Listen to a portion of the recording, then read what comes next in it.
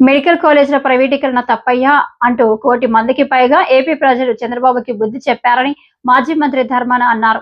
శ్రీకాకుళంలో సంతకాల ప్రతులను తరలించే కార్యక్రమం. ఈ సందర్భంగా ఆయన చంద్రబాబు ప్రభుత్వ విధానాన్ని తీవ్రంగా తప్పుపట్టారు.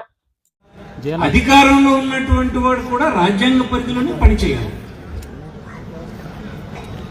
ఈ దేశంలో ఉండేటువంటి అందరికీ, అన్ని రాష్ట్ర ప్రభుత్వాలు, కేంద్ర ప్రభుత్వానికి, పౌరులకి అందరికీ కలిపి రాజ్యాంగమే దిక్కు, పెద్ద,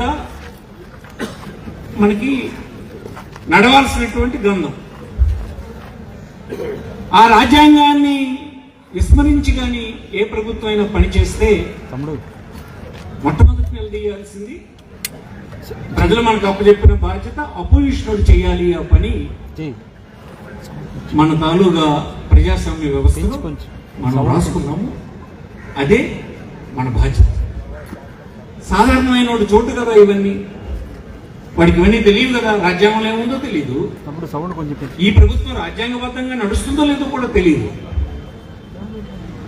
మరి దాన్ని నిలదీసి వాళ్ళ చేయొద్దని ప్రభుత్వానికి చెప్పే పని ఆడెందుకు చేస్తారు? సామాన్య పౌరులు చేయదు. మనమే ప్రధానమైన ప్రతిపక్షంగా మనం చేయాల్సినటువంటి అవసరం ఉంది.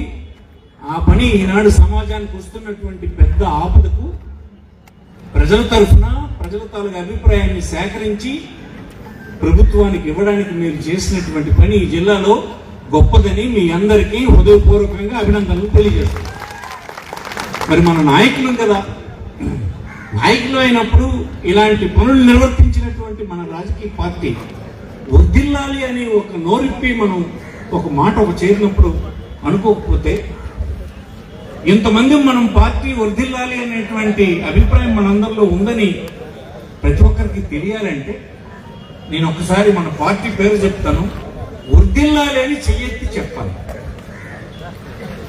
చెయ్యెత్తలో ఎవరైనా ఉంటే ఈ పార్టీ వర్ధిల్లకూడదు, వర్ధిల్లక్కర్లేదు, మనం ఇంకెలాగే అపోజిషన్ లో ఉందామని అనుకున్న కింద లెక్క.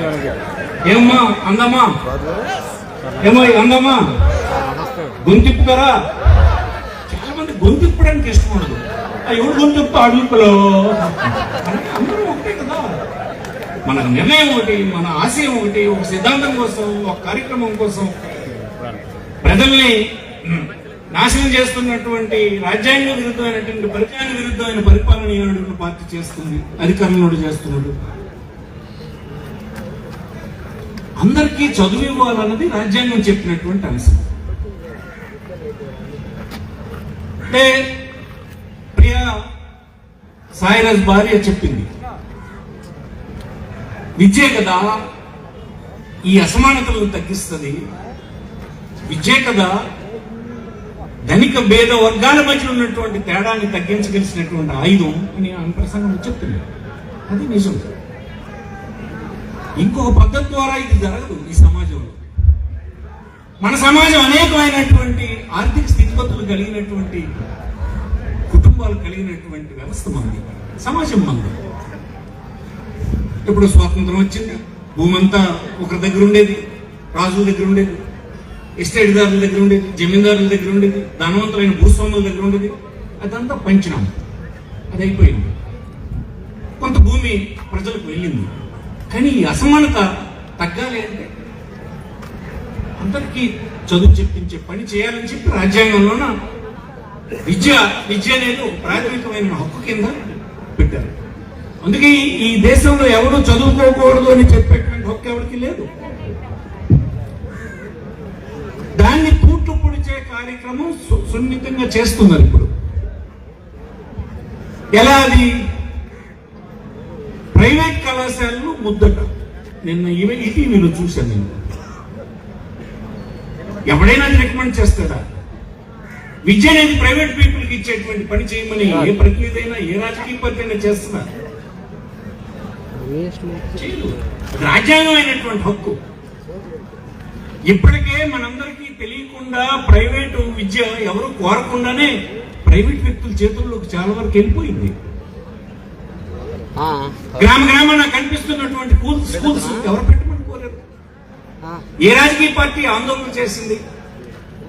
ఎక్కడెక్కడే కనిపిస్తున్న ఇంజనీరింగ్ కళాశాలలు, బీఈడీ కళాశాలలు, డిగ్రీ కళాశాలలు, జూనియర్ కళాశాలలు ప్రైవేట్ వాళ్ళ చేతుల్లోకి వెళ్ళిపోయినాయి. అది ఎవరు ప్రజలు కోరకుండానే ప్రభుత్వాల వైఫల్యం వల్ల వెళ్ళిపోయింది. చివరికి ప్రభుత్వ తరఫున నడుపుదామని మనం తెచ్చినటువంటి వైద్య కళాశాలలు కూడా ఇప్పుడే డాక్టర్ గారు చెప్పినట్టు, అంతకుముందు రవి గారు చెప్పినట్టు, మిత్రులు రవి గారు చెప్పినట్టు, మనం తెచ్చిన కళాశాలలు కూడా ప్రైవేటైజ్ చేద్దామని అంటున్నారు. ఆ ప్రైవేటైజేషన్ ఎలా అట చూడండి. కొన్ని దానికి ఇచ్చినటువంటి 50 ఎకరాల భూమి మనది అంటే ప్రజలది.